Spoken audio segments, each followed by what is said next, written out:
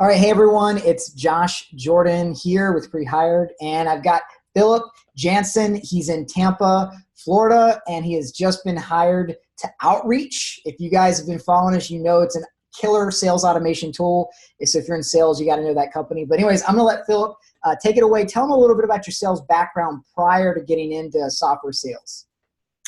Sure. Yeah, Josh, thanks so much, man. I've been looking forward to spending some time with you. Prehired definitely changed my life. I didn't have any software sales or actually sales experience. I had worked in real estate in the transaction side of things, and I'd had some experience in, watching some flips happen. I flipped one house myself, but not on, any large scale, just kind of reaching out to some investors and positioning the product really well, but no actual sales experience, just a lot of management and coordination experience.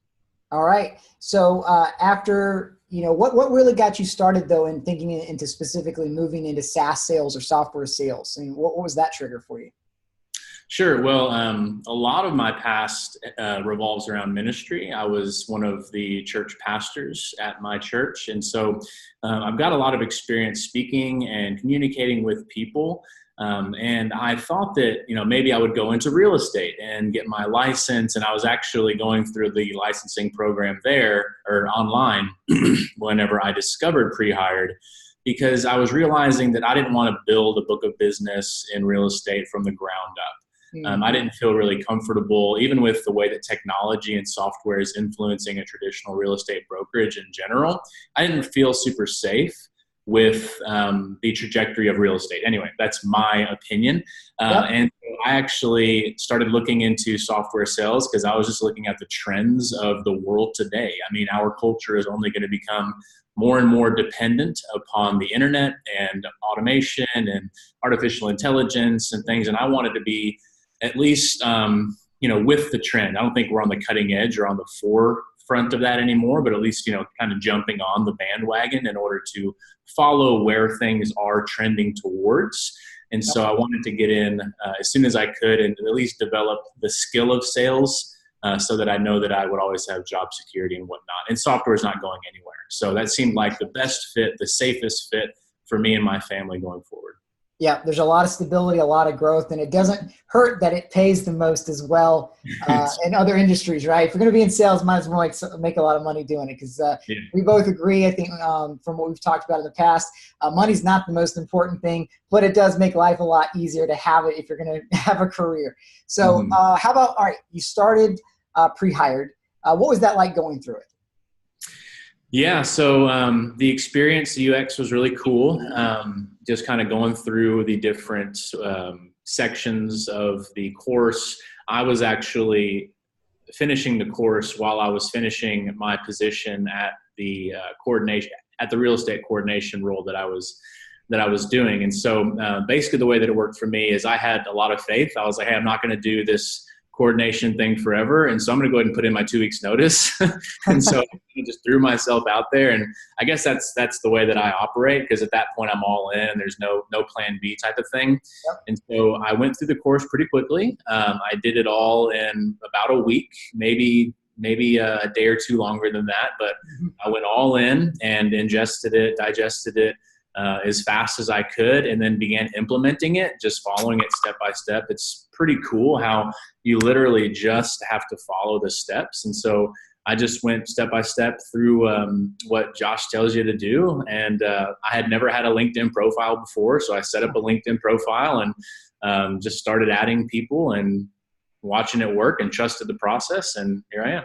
So aside from LinkedIn, was there anything else in the program that stood out to you? Because, as everyone knows, we've got the 3 pillars: tools, the skills, and then the workflows. What's one thing that stood out without naming brands, because people won't understand any specific brands? Like maybe they've heard of Salesforce, but when you get specific, they're not going to have context. But out of those 3 pillars, what were some things that you really got out of it that you're like, wow, that blew my mind, or it's like, I can't believe this is what sales is like today?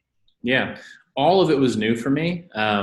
I have very little experience with any of the names that are mentioned anyway, so all of it was new for me.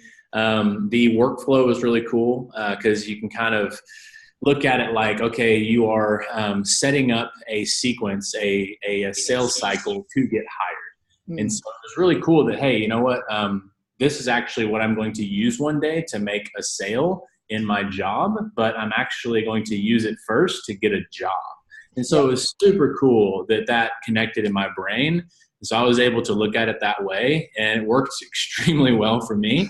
Worked really fast, and I couldn't be happier. Well, yeah, I like that you brought that up. Is that we do, and at the end of the program, you build your own sales system, and it is true. Like you're going to be running these systems or these funnels for getting a meeting so that you can close a deal, and you're just using it in our program to get the interview meetings that you want, so you can get hired at a company you want. And the thing is, it works so well because in any sales meeting, you have to sell yourself first before you sell a product. Anyway, they need to be sold on you. They got to like. They have to like Philip first before they buy from Philip. So it's just all you're doing is one aspect of it anyways. And yeah, that's what we do in the program. All right. You ran your sales system and you had a lot of options very quickly. What were some of the numbers, if you remember? Because I know it's been, 2 months or so now since you were, so what was that like though? You ran your sales system for how many weeks, and then how many interviews, how many offers? What was that like? Yeah, I kind of ran it in the background as I was finishing up my position, like I mentioned. I started before I even finished the program. So as it was being introduced to me through the different steps in the program, I just started doing it right along with you as I was learning.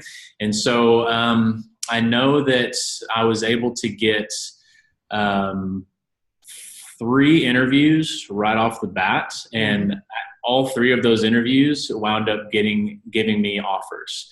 I think that's I think that's 100% conversion. well.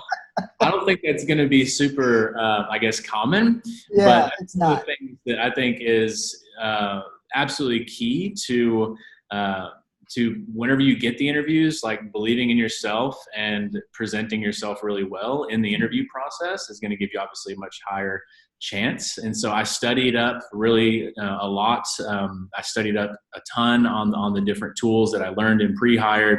I literally took the skills that I learned in Prehired and had them all written down and recited them and learned them and had them in me to where whenever I was being interviewed, I was able to answer the questions pretty much seamlessly with all 3 companies that I was interviewed by. And yeah, That interview checklist is really helpful, isn't it? I'm sure that you're yeah, able to you memorize like the answers, and that's the thing about sales is you prepare. You can science-based sales, right? We know what's going to happen in a sales meeting, and we even tell you what's going to happen in the interview. So prepare for it. We've measured the responses of when they say this, you need to respond this way, and it becomes fun when you understand that, and you can really get your skills up. And that's just the conversational part of it, right? And so anyways, I'm going off in a tangent now in different areas, but I'm glad that you mentioned that though, Philip, because I think that's a really cool bonus that we give out too, which is like preparing for all these interview questions and knowing exactly what to do.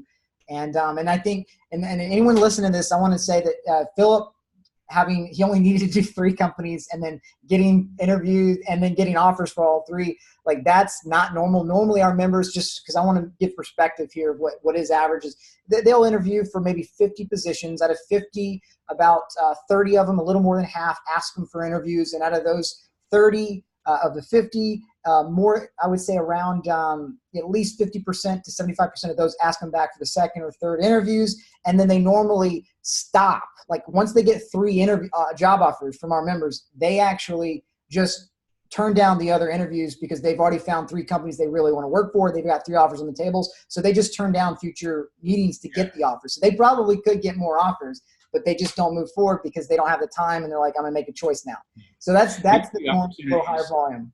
Yeah, so that actually happened for me as well. After I accepted the job at Outreach, I started to continue to get more pings on LinkedIn saying, hey, we'd like to go ahead and give you, the next step in the interview process. I would get emails back and saying, hey, we want to go ahead and take the next step. And then I would just respond and let them know that I'd already accepted an offer. So I guess I did have more interviews potentially, probably about 3 or 5 other companies that was saying, hey, yeah, I'd love to go ahead and interview you, but I didn't need to do that at that point. And obviously, you didn't, because you ended up at outreach.io, which is a pretty awesome, great first sales role. I mean, tell us a little bit about the company and your position and what you're doing just for everyone listening. Sure. So I'm an SDR. It's a lot of outbound, about 75 cold calls a day, expected to input 40 new prospects every day. The software that we use and how it bi-directionally integrates with Salesforce, it's actually not that difficult to make those numbers happen. And so we just kind of churn those out. And at the end of the day, it's the best comp plan that I saw from any of the other offers that I had. And it's the company with the best trajectory for the future. There's a lot of cool things coming around the bend here at Outreach, and just the company culture, the values, it synced up so well with, what I wanted in my life, the integrity here, how people have one another's back and everything. It just checked all the boxes. I actually got the other offers before Outreach, and I was holding out through my interview process with Outreach, because if I was going to get that one, then I was going to take it. Yep. And you know what? It's not just Outreach that's the top in their categories, but I actually have gotten feedback from your sales manager saying that everyone is pro Philip, that you've hit all the numbers you needed to hit. In fact, are doing far better than a lot of other junior level or first level hires coming in as an SDR. So congratulations on really hitting your goals and impressing the sales managers, because that's the feedback I'm getting from more than just one person. It seems like everyone's just impressed with what you've done so far. Thanks. All right. Well, Philip, the last thing I want to ask you for everyone that's watching as we end is, you've been through the program and there's still a lot of people. We've got thousands of people on our wait list for when we open up the program every month for enrollment, but they still haven't jumped in yet. They're on the fence. What advice would you give to that person that's thinking about getting into software sales or in SaaS sales, and they're thinking about Prehired?